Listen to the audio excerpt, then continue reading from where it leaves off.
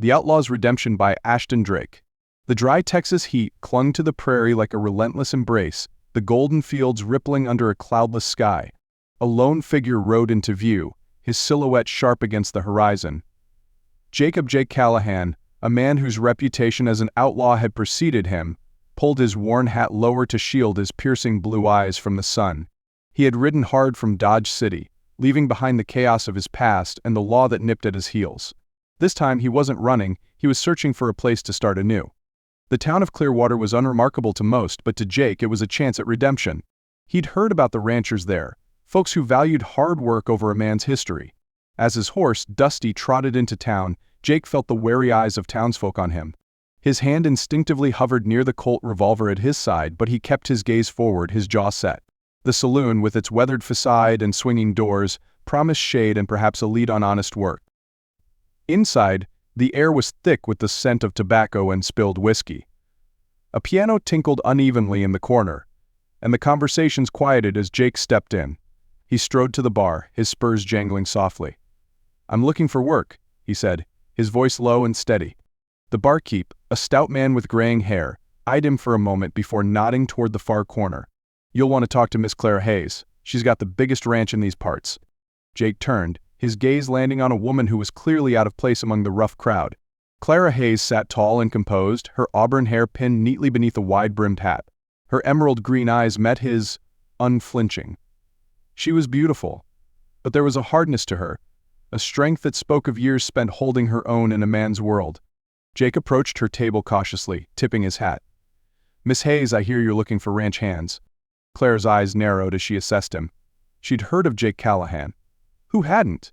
But the man standing before her looked more like a weary traveler than the ruthless outlaw the stories described. "That depends," she said coolly. "Can you handle cattle?" "Yes, miss." "Can you stay out of trouble?" Her tone was pointed, her gaze sharp. Jake's lips twitched in the faintest hint of a smile. "I can try." Clara studied him for a moment longer before nodding. "Be at the ranch at dawn." Jake arrived at the Hayes Ranch early the next morning, the rising sun painting the sky in hues of pink and gold. The sprawling land was a testament to Clara's determination, with sturdy fences, well-fed cattle, and a modest but well-kept house. Clara was already in the yard, her sleeves rolled up as she worked alongside the other hands. She didn't just run the ranch, she lived it. Over the weeks that followed, Jake proved himself to be a hard worker. He mended fences, drove cattle, and kept to himself, earning the grudging respect of the other ranch hands. Clara, however, remained a mystery. She was fair but firm, her demeanor always professional. Yet Jake couldn't ignore the moments when her guard slipped. A soft laugh at a joke. A wistful look as she gazed across the fields. One evening, as the sun dipped below the horizon, Jake found Clara by the corral, brushing down her horse. "You work harder than any man here," he said, leaning against the fence. Clara glanced at him, a faint smile tugging at her lips. "This ranch is all I have. Hard work is the only way to keep it." Jake nodded, his expression serious. "You've built something good here." For a moment they stood in silence, the sounds of the ranch around them. Then Clara turned to him, her eyes searching his. "Why are you here, Jake?" He hesitated, the weight of his past pressing on him. "I'm trying to leave behind who I was," he admitted. "Start over." Clara studied him, her gaze softening. "Everyone deserves a second chance," she said quietly. As the weeks turned into months, a fragile trust began to form between them. Jake's past, however, was not so easily forgotten. One afternoon, a stranger rode into Clearwater, a bounty hunter named Silas Granger. The name Callahan had caught his attention, and he was eager to claim the reward. Granger confronted Jake outside the general store, his hand hovering over his gun. "Jake Callahan," he drawled, "you've got a price on your head." Jake tensed, his eyes flicking to the crowd that had gathered. Clara stood among them, her expression a mix of shock and betrayal.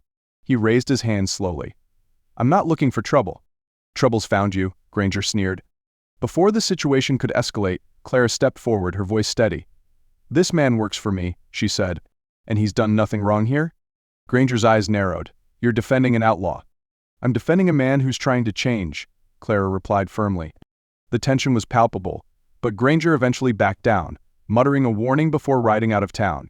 The crowd dispersed, but Clara's gaze lingered on Jake. "We need to talk," she said, her tone leaving no room for argument. That evening they sat on the porch of the ranch house. The stars were bright overhead, the air filled with the chirping of crickets. "You lied to me?" Clara said, her voice quiet but firm. "I never lied," Jake replied.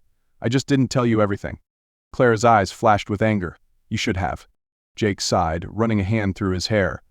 "I've done things I'm not proud of, but I'm trying to be better. I've never felt like I belonged anywhere until I came here." Clara's expression softened, but she didn't speak. The silence stretched between them until Jake stood, his voice tinged with vulnerability. "I'll leave if that's what you want." "No," Clara said quickly, surprising them both. She stood, meeting his gaze. "I believe in second chances, Jake, but I need to know I can trust you." Jake nodded, his eyes earnest. "You have my word." In the days that followed, life on the ranch returned to normal. But something had shifted between Jake and Clara. Their conversations grew more personal, their shared moments more frequent. One evening, as they repaired a section of fence together, Jake found himself watching Clara as she worked, her auburn hair glowing in the fading sunlight. "What?" she asked, catching his gaze. Jake hesitated, then smiled. "Nothing. Just thinking how lucky this ranch is to have you." Clara rolled her eyes, but her smile betrayed her amusement. "Flattery won't get you out of work." "It's not flattery if it's true," Jake replied. For the first time, Clara didn't look away. "And what about you, Jake Callahan? What's keeping you here?" Jake's smile faded, his expression serious. "You," he said simply. The first kiss came on a stormy night. Lightning lit up the sky as Jake and Clara sought shelter in the barn. As the rain poured down outside, Jake turned to Clara, his heart pounding. "I've tried to fight this," he said, his voice barely audible over the storm. "But I can't." Clara looked up at him, her eyes searching his. "Jake." He silenced her with a kiss, his hands gentle as they cupped her face. For a moment, the world outside ceased to exist.